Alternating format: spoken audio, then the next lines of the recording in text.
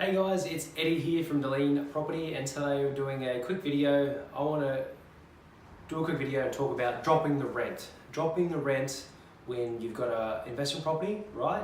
And a tenant might have moved out unexpectedly, or they might have, their lease might have been up and, basically there's no tenant in your property. It's something that, eventually will happen, or, hopefully won't, but it's happened to me a few times. The topic itself, what I've learned with building my portfolio and having some of my properties, when a tenant moves out, say for example, I had a property in Brisbane and it was rented out for about $300 a week. And what happened was a tenant moved out and it was on the market for about $300 per week. And I guess due to the tenant demand, what was happening in the market at the time, other rentals that were out there and, the property manager, etc. It was after about a week, and if anyone knows, me and my property investing, I don't like properties being vacant. I always want them rented out. I always want constant, money and cash flow coming in. After about a week, I just dropped the rent from 300. I dropped it to 260 instantly, and I got a tenant in pretty much the next 2 days later. Why I did that is because I obviously looked at what the market was doing, what properties are out there, and I'm not afraid to drop the rent if need be. The property I bought, that one for example, I bought it for about $170,000 or something, and it was renting out for $300 a week at the best of times. But when someone moved out, I just dropped it down to $260. So even at that rent, $260 per week, and the purchase price was $170,000, right? That still about a 7% plus yield, still or probably 8% plus yield, which is still really, really good. I guess what I'm trying to say is, I know a lot of people, if they have a tenant that move out, they don't want to drop the rent. They'd rather just wait till their tenant moves in. But I think it's definitely a case-by-case scenario. If you're going to have a property vacant for an extra 4 weeks for someone to actually move in at the rent you want, say you want to get $300 per week, but on average it'll probably take an extra 3 weeks to get someone in there.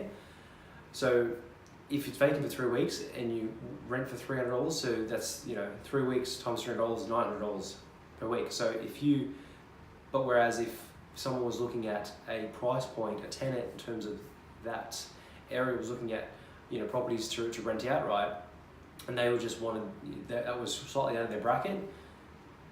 If you just drop the rent down, say by $20 a week, that was more or less, and get someone in right away, that was more or less the same thing. So if you dropped it from 300 to 280 per week, just to get someone in right away, so I think it comes down to being picky, and it comes down to experience at the end of the day. Nowadays, if I have a tenant that moves out or a property vacant, I will not be afraid to drop the rent by $20 a week.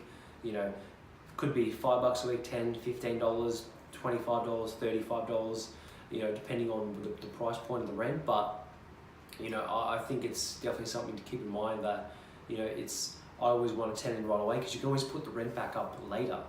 Say if you drop it by $25 per week just to get a tenant in there, or make it more appealing to get a tenant in there right away. Once they're in there, and if they sign for a year lease, then after that year lease, you can just put the rent back up by $10 or $15 per week anyway. And depending at the time, they'll probably won't move out, depending on the person, over $10 or $15 extra a week, and go through all that headache and thing to move and spend money just to move to another property that's $10 per week cheaper, or $15. So I guess you got to think strategically in that sense. That's what I've learned. There's no right or wrong depending how you do it. But when my properties go vacant, I don't hesitate in dropping the rent just to get someone in there a lot quicker. I'd rather have someone in there paying $10 or $15 or $25 a week less, but be in there right away and have that, money coming in, and have that certainty that money's coming in, than no one in there and just waiting for it to get slightly higher rent. So those are just my thoughts. That's what I've learned. There's no right or wrong. You've got to have a good property manager, to make sure they're on top of everything. But it's at the end of the day, you can only do what you can do. And with property investing, there's always ups and downs, and there's things you're gonna have to, deal with and overcome. There's always going to be unexpected things come up. I know in my property investing journey, I've had massive bills that have come up, things break within the property that I've had to go fix. pay for someone else to go fix. I wouldn't fix it myself, but there's always unexpected things to come up, and I encourage everyone not to sweat the small stuff. I know it's very important to budget your money and look at where all your money's going and all that kind of stuff, and be very frugal with your property investing. But at the same time, when you're property investing, it's a business. I look at it as a business, so there's always going to be things that come up, and I think it's how you really take that on board and work through that. After a few issues that I've had come up with some of my properties, I could have very easily said that it's not worth it, or it's too hard, or I'm just going to stop. But I know if I'm always thinking 20 years ahead, so if I'm 45 years old or 50 years old and the market doubles and then doubles again, and goes through different market cycles, and if I stopped now, I'm going to be kicking myself when I'm 40, 50 years old, saying I should have bought this property. I was going to buy this property, but I was scared that I was going to have to pay an extra $200 or $500 fixing this or fixing that. So yeah, I guess try not to sweat the small stuff.